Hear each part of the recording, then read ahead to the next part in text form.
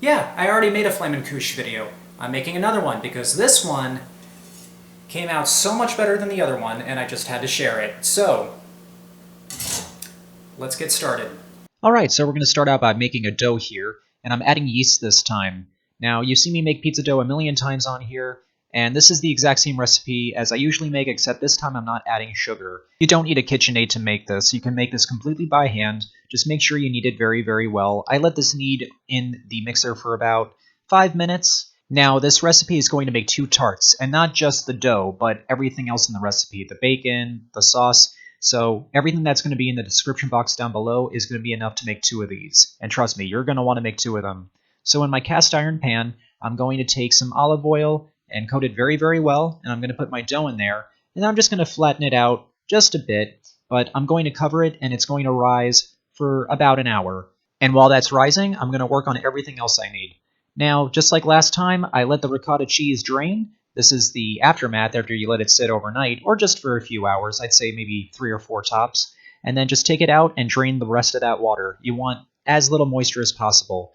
I'm making my sauce now. I'm mixing my ricotta, some sour cream, adding some nutmeg, and I'm adding garlic. I know, blasphemy, but I can't help it. Some salt, some pepper, and I know what you're thinking. Nutmeg and garlic is probably not the best combo, but trust me, once this all cooks and is together, it will work out.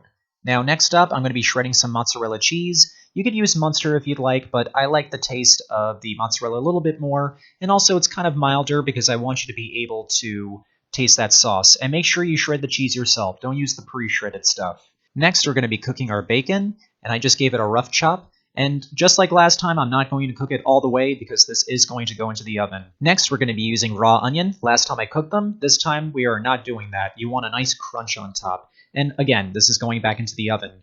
Preheat your oven to 550 degrees Fahrenheit, and while that's heating up, your dough should be done rising. Go ahead and push it down a little bit, kind of like you would be making focaccia. And now that's going to go on the stovetop on a medium-low heat for about 3 minutes. And next, we're going to put on our sauce. Turn off the heat this time. You do not want the bottom to burn. Make sure you spread your sauce all the way to the edge. Make sure you do the same thing with your cheese. And when this goes into the oven, it's going to give it like a nice charred caramelized edge to it. It's going to be nice and crispy. And next, put on your raw onions. And then we're going to add our bacon. And usually this would be the last step, but I always like to add a little bit of herbs. And I'm going to add dried rosemary. You can use fresh if you'd like, or thyme, or any other herbs you'd like. But you know me when it comes to rosemary. Then I'm going to add a drizzle of olive oil. And this is going to go in a 550 degree Fahrenheit oven for 10 to 12 minutes. And make sure you keep an eye on it. You do not want to overcook it. Also, make sure halfway through baking to rotate it, just to make sure that it bakes evenly on both sides. And after 12 minutes, it should look like this. And I'm going to add some black pepper on top. And now it's time to finally slice into this thing and give it a try. All right, here it is. Now, just to let you know, I've actually made this a couple of times already, so I already know how it's going to taste. And once I tried this again, I was like, okay, I gotta share this now because it's so much better than the other one. It blows the other one out of the water. It's like night and day. But just to prove that, let's try this thing, shall we?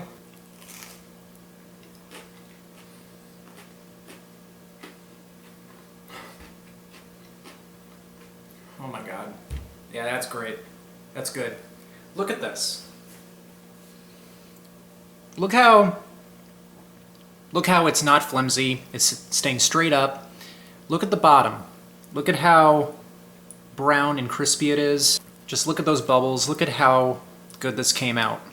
And it didn't take long to make at all. You can have this ready in just a little over an hour, mainly because of the dough rising.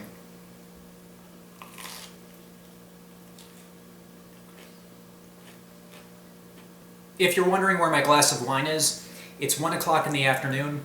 I don't think drinking right now is the best thing, but wine would go very well with this. If you haven't made this yet, or if you saw my other video and you made that, make this because it is that good. Alright guys, I hope you all enjoyed this one. Please remember to like and subscribe, and I'll see you all next time.